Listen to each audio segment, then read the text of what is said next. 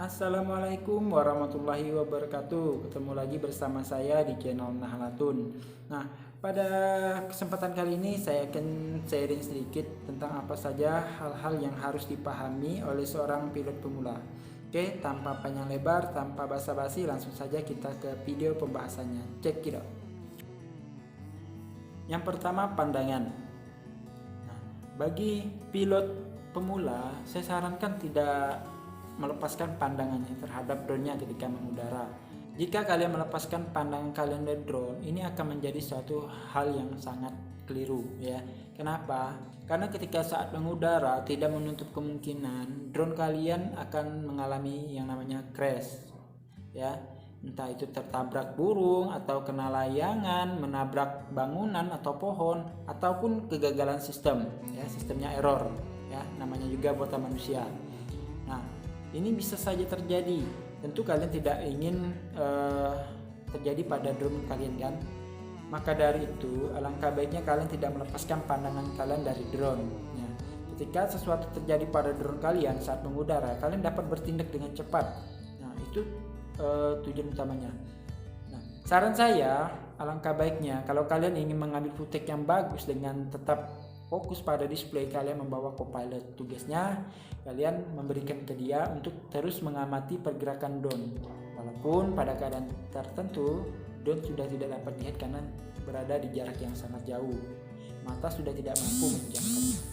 Itu yang pertama. Yang kedua, angin. Nah, di hal yang kedua ini saya ingin menekankan dua hal ya. Perlu kalian ketahui para pilot pemula bahwa angin memiliki kecepatan yang berbeda di setiap ketinggian. Semakin tinggi maka angin bertiup akan lagi semakin cepat. Hal yang kedua saya ingin katakan, perhatikan arah angin ya. Ketika kalian ingin menerbangkan drone, pastikan arah angin dulu. Apakah drone kalian itu ketika terbang nanti akan mengikuti angin atau melawan angin? Nah, contohnya gini.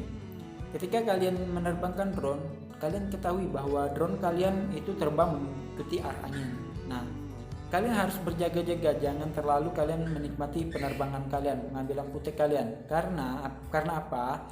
Ketika drone kalian ya saat maju, saat perginya itu sangat enteng sekali karena mengikuti angin ya. Tetapi ketika kalian kembali ke titik home point, drone kalian akan kehilangan tenaga. Hal ini diakibatkan karena drone kalian ketika akan kembali itu akan berlawanan dengan arah angin ya. Nah, otomatis si drone akan bekerja lebih ekstra, motor akan bekerja lebih ekstra. Akibat dari motor yang bekerja ekstra tadi, konsumsi baterai akan habis ya. Yang tadinya perginya karena mengikuti angin hanya butuh 50%. Ketika kembali itu tidak akan cukup 50% ya. Nah, hati-hati, perhatikan itu. Kebanyakan pilot pemula itu mengalami landing darurat atau mendarat darurat, bahkan ada yang mengalami drone-nya mati di udara. Yang ketiga, memahami fitur find drone. Bagi pilot pemula, saya sarankan untuk belajar dulu atau memahami fitur find drone ini, karena fitur ini sangat berguna. Contohnya, saya sudah beberapa kali drone saya mengalami crash karena saya pengguna DJI Mavic Mini. Drone saya tidak menggunakan sensor, jadi drone saya beberapa kali mengalami crash, sehingga ketika mengalami crash, drone saya tidak sulit untuk saya cari karena tadi saya menguasai fitur find drone. Nah, saya sarankan untuk kalian juga menguasainya terlebih dahulu ya. Karena apa? Fitur ini sangat membantu. Nah, selain find drone, kalian juga harus menguasai map yang ada pada controller kalian ya. Kalian harus bisa membaca map atau jalur dari penerbangan drone kalian, sehingga ketika mengalami crash atau kehilangan drone, kalian dapat mengikutinya atau mencarinya dengan menggunakan fitur find drone maupun mapping tersebut. Yang keempat, memahami pergerakan drone. Bagi pilot pemula, pergerakan drone harus kalian pahami terlebih dahulu sebelum ingin leluasa menerbangkan drone ke sana kemari ya. Karena apa? Ada pergerakan yang berbeda dari drone ya. Terutama ketika kalian terbang naik itu drone akan sangat cepat, tapi ketika terbang menurun drone akan bergerak sangat lambat. Nah, begitu juga dengan ketika saat drone maju ke depan, drone akan lebih bergerak sangat cepat, dan ketika mundur drone akan bergerak lebih lambat. Ya, pahami itu terlebih dahulu. Yang kelima, pergerakan terbang. Saya sarankan kepada pilot pemula untuk memahami pergerakan drone terlebih dahulu ya. Nah, seperti hal sebelumnya bahwa pergerakan drone itu ada yang lambat dan ada yang cepat. Nah, di pergerakan terbang drone itu ada beberapa hal yang sangat berbahaya. Contoh, kita terbang menyamping ke kanan, ke kiri, itu sangat berbahaya karena kita tidak dapat melihat ada tidaknya objek yang berada di kanan kirinya. Begitu juga dengan terbang mundur. Nah, jadi saya tidak sarankan kepada para pilot pemula untuk terbang ke kanan, ke samping, atau mundur di area yang belum kalian ketahui. Yang keenam, penguasaan aplikasi. Kepada pilot pemula, jangan terlalu tergesa-gesa ingin menerbangkan drone. Saya sarankan ke kalian untuk lebih memahami aplikasi. Contohnya saya menggunakan DJI Fly. Saya harus terlebih dahulu memahami semua sistem-sistem, semua tool-tool, semua simbol-simbol yang ada di aplikasi tersebut. Tujuannya itu untuk memudahkan kita, untuk memberikan kita pengetahuan, untuk memberikan kita indikasi-indikasi yang akan terjadi. Selain itu, pemahaman aplikasi yang baik akan berguna pengontrolan pengambilan gambar ya. Ketika si pilot sudah memahami aplikasi, pengaturannya akan lebih maksimal, akan lebih efisien penggunanya. Yang ketujuh, pemahaman map. Nah, bagi seorang pilot pemula juga harus dapat memahami atau cara menggunakan dari map ya, dapat membaca map dengan baik. Nah, kenapa sih map ini sangat penting? Jelas penting. Pertama, kita juga dapat mengetahui keberadaan drone kita di mana melalui map ya. Dari map kita juga dapat mengetahui keberadaan antara drone dan pilot. Nah, berdasarkan pengalaman saya, map ini sangat berguna karena saya pernah mengalami yang namanya pendaratan darurat. Karena fitur map ini, drone saya selamat ketika saya melakukan pendaratan darurat. Jadi map harus dipelajari. Yang kedelapan, pemanfaatan RTH.